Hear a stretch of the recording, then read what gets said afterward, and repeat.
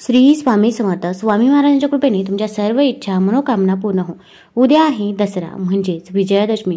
या दिवशी जर आपण काही उपाय केले, काही सेवा केल्या तर त्या खूप खूप प्रभावी ठरतात. पण या दिवशी आपल्याकडून जर काही चुका झाल्या तर त्याचे दुष्परिणाम देखील आपल्याला भोगावे लागतात. भरपूर वेळा आपल्याला काही गोष्टी माहीत नसतात आणि आपल्याकडून या चुका होऊन जातात. तर आपल्याला दसऱ्याच्या दिवशी घरामध्ये अशा काही भाज्या आहेत की ज्या चुकूनही बनवायच्या नाही. तसेच असे काही उपाय व सेवा आहे की जे आपण आवर्जून करायचे आहे की ज्यामुळे आपल्या घरामध्ये सुख शांती आणि समृद्धी देखील येईल. तर या दिवशी कोणते उपाय करावे व कोणत्या चुका करू नये याबद्दलची सर्व माहिती आपण आज या व्हिडिओमधून जाणून घेणार आहोत. तत्पूर्वी तुम्ही चॅनलवरती नवीन असाल तर चॅनल लाईक करा आणि सबस्क्राईब देखील करा. कमेंटमध्ये श्री स्वामी समर्थ किंवा ओम महालक्ष्मी नमः लिहायला विसरू नका. दसरा हा सण वाईटावर चांगल्याच्या विजयाचे प्रतीक म्हणून साजरा केला जातो. हिंदू धर्मात दसऱ्याला विशेष महत्त्व आहे.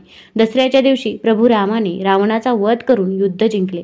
हा सण असत्यावर सत्याचा आणि अधर्मावर धर्माचा विजय म्हणूनही साजरा केला जातो. या दिवशी देवी दुर्गेने महिषासुराचा वध केला होता. या दिवशी रावण दहनासह देवी दुर्गेच्या मूर्तीचेही विसर्जन केले जाते. दसरा किंवा विजयादशमी ही सर्व सिद्धीची तिथी मानली जाते. त्यामुळे या दिवशी केलेली सर्व शुभ कार्य फलदायी मानली जातात. ज्योतिषशास्त्रानुसार दसऱ्याच्या दिवशी लहान मुलांचे अक्षरलेखन, घर किंवा दुकान बांधणे, मुंडन, नामकरण सोहळा, अन्नप्राशन, कान टोचणे, यज्ञोपवीत संस्कार आणि भूमिपूजन इत्यादी शुभ मानले जातात. दसऱ्याच्या दिवशी पूर्ण भक्तिभावाने श्री रामचरित मानसचे पठण करणे अत्यंत शुभ मानले जाते. दसऱ्याच्या दिवशी गुप्तदान केल्याने जीवनामध्ये सुख शांती आणि समृद्धी देखील येते. तसेच आपल्या आयुष्यामध्ये कधीच कसलीच कमतरता हे भासत नाही. दसऱ्याच्या दिवशी तुम्ही जर पांढऱ्या तिळाचे दान केले तर ते देखील अत्यंत शुभ ठरेल. मग तुम्ही ब्राह्मणांना पांढऱ्या तिळाचे दान करू शकता किंवा अन्नदान केलं तरी पण चालेल. खरं तर एखाद्या व्यक्तीला ज्या गोष्टीची जास्त गरज आहे ती गोष्ट जर त्या व्यक्तीला दिली तर त्या व्यक्तीला आनंद होत असतो व तिचे पुण्यफळ देखील आपल्याला प्राप्त होत असते. अन्नदानासारखं श्रेष्ठ दान हे कोणतंच नाही असं म्हणतात. त्यामुळे तुम्ही अन्नदान देखील करू शकता. दसरा हा सण वेगवेगळ्या ठिकाणी वेगवेगळ्या पद्धतीने साजरा केला जातो. या दिवशी शस्त्रांची पूजा करतात. अनेक लोक या दिवशी ग्रंथ आणि वाहनांची पूजा करतात. कोणत्याही नवीन कार्याची सुरुवात करण्यासाठी हा दिवस सर्वात शुभ मानला जातो. अनेक ठिकाणी दसऱ्याच्या दिवशी नवीन वस्तू खरेदी करण्याची परंपरा आहे. या दिवशी बहुतांश ठिकाणी रावणाच्या पुतळ्याचे दहन केले जाते. दसरा हा सण सामाजिक सकारात्मकता, सहकार्य आणि प्रेमाचे प्रतीक आहे. आता दसऱ्याच्या दिवशी भरपूर ठिकाणी कार्यक्रम असतात. मग कुणाच्या इथे काही कार्यक्रम असला तर आपल्याला काही गोष्टींची काळजी घ्यायची आहे. आपण अशा काही वस्तू आहे की ज्या चुकूनही कुणालाही द्यायच्या नाही. मग आपल्या घरामध्ये ज्या काही माता लक्ष्मी स्वरूप वस्तू आहे, मग अगदी तुम्ही माता लक्ष्मीची मूर्ती असेल, माता लक्ष्मीची चांदीची मूर्ती असेल किंवा जे काही पूजेशी संबंधित साहित्य आहे, मग देवांचे फोटो असतील तर ते देखील आपण कुणालाही भेटवस्तू म्हणून द्यायचे नाही. किंवा तांब्याचा कलश असेल, तांब्याचा तामण असेल तर त्या वस्तू देखील आपण भेटवस्तू म्हणून द्यायच्या नाही. आपली एखादी जवळची व्यक्ती असते, मग बहीण असते किंवा अगदी शेजारची व्यक्ती असो, त्या व्यक्तीला आपण अशा वस्तू देत असतो. तर या गोष्टीची आपण काळजी घ्यायची आहे. आपण जर देवतां स्वरूपामध्ये जर काही वस्तू भेट म्हणून दिल्या तर आपल्या घरामधील माता लक्ष्मी ही निघून जात असते व आपल्या घरामध्ये अलक्ष्मीचा वास होत असतो. आता आणखीन पण आपल्या घरामध्ये लक्ष्मी स्वरूपात वस्तू असतात, त्या देखील आपण कुणालाही द्यायच्या नाही. मग अगदी तुमच्या घरामध्ये कुबेराचं झाड असेल किंवा मनी प्लांटचं झाड असेल तर ते देखील आपण या दसऱ्याच्या दिवशी कुणालाही भेटवस्तू म्हणून द्यायचं नाही किंवा देवांच्या स्वरूपातील वस्तू देखील द्यायच्या नाही. आपण साडी असेल किंवा वस्त्र असतील तर ते देऊ शकता, पण या वस्तू द्यायच्या नाही. तसेच घड्याळ देखील कुणालाही भेटवस्तू म्हणून देऊ नये, कारण की घड्याळ आपली चांगली वेळ व वाईट वेळ दोन्ही वेळ दर्शवत असतो. आपण जर असे घड्याळ दिले तर आपली वाईट वेळ सुरू होते असे म्हणतात.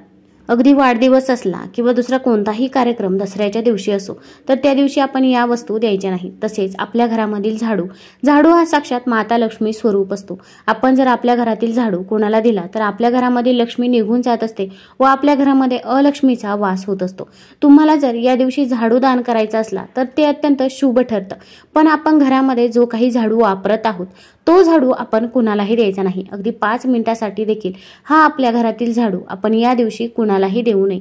आपल्या घरामध्ये अशा काही वस्तू असतात, मग तांदूळ असेल, साखर असेल तर त्या माता लक्ष्मी स्वरूप असतात. या वस्तू देखील आपण घरामधून कधीही संपू द्यायच्या नाही. तांदूळ आणि साखर जर आपण संपण्याच्या अगोदर घरामध्ये आणले तर आपल्या घरामध्ये कधीही धनधान्याची कमतरता ही देखील भासत नाही. तसेच दसऱ्याच्या दिवशी दूध असेल, दही असेल तर हे देखील आपण कुणालाही संध्याकाळच्या वेळेस द्यायचे नाही.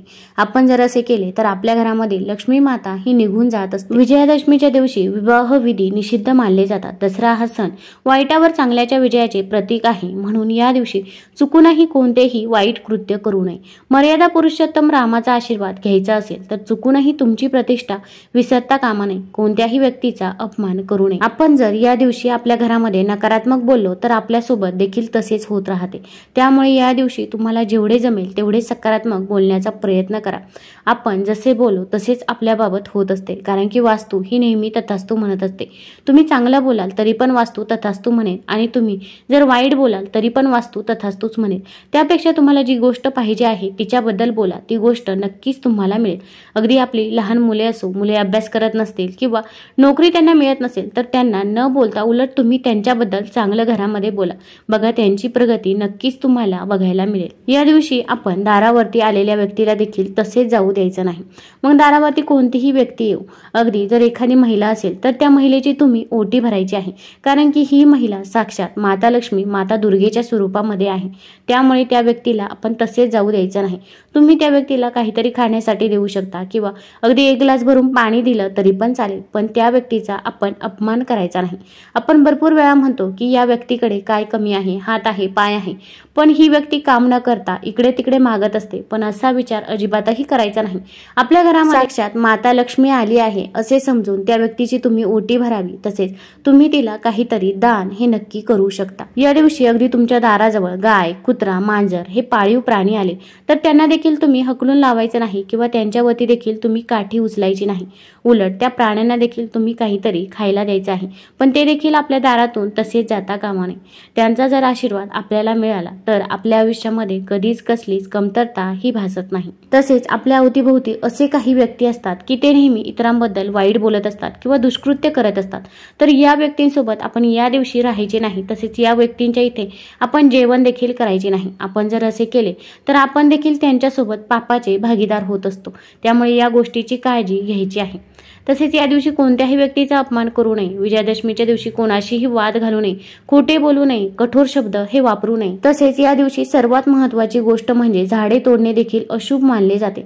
आपण विनाकारण कोणतेही झाड हे तोडू नये। कोणत्याही झाडाची पाने असतील किंवा त्याची फांदी असेल तर ती तोडायची नाही। आता या दिवशी आपल्याला घरामध्ये काही भाज्यांचे सेवन देखील करायचे नाही। आता कांदा लसूण याचे सेवन तर आपण या दिवशी करणारच नाही, कारण की हे तामसिक आहारामध्ये मोडले जाते। तसेच मांसाहार देखील करायचा नाही। पण आपण या दिवशी घरामध्ये कोबीची भाजी देखील बनवायची नाही, कारण की कोबीची भाजी देखील तामसिक आहारामध्ये मोडली जाते। तसेच आपण वांग्याची भाजी देखील या दिवशी बनवू नये। अगदी वांगे या दिवशी आपण घरामध्ये देखील आणायचे नाही।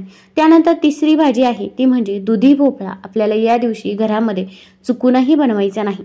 या 3 भाज्यांचे सेवन आपल्याला या दिवशी घरामध्ये करायचे नाही। अगदी दसऱ्याच्या अगोदरचा जो दिवस आहे म्हणजे नवमीचा दिवस, नवमीच्या संध्याकाळी देखील आपण या भाज्यांचे सेवन करायचे नाही। तसेच आता दसऱ्याच्या दिवशी भरपूर महिला उपवास सोडत असतात।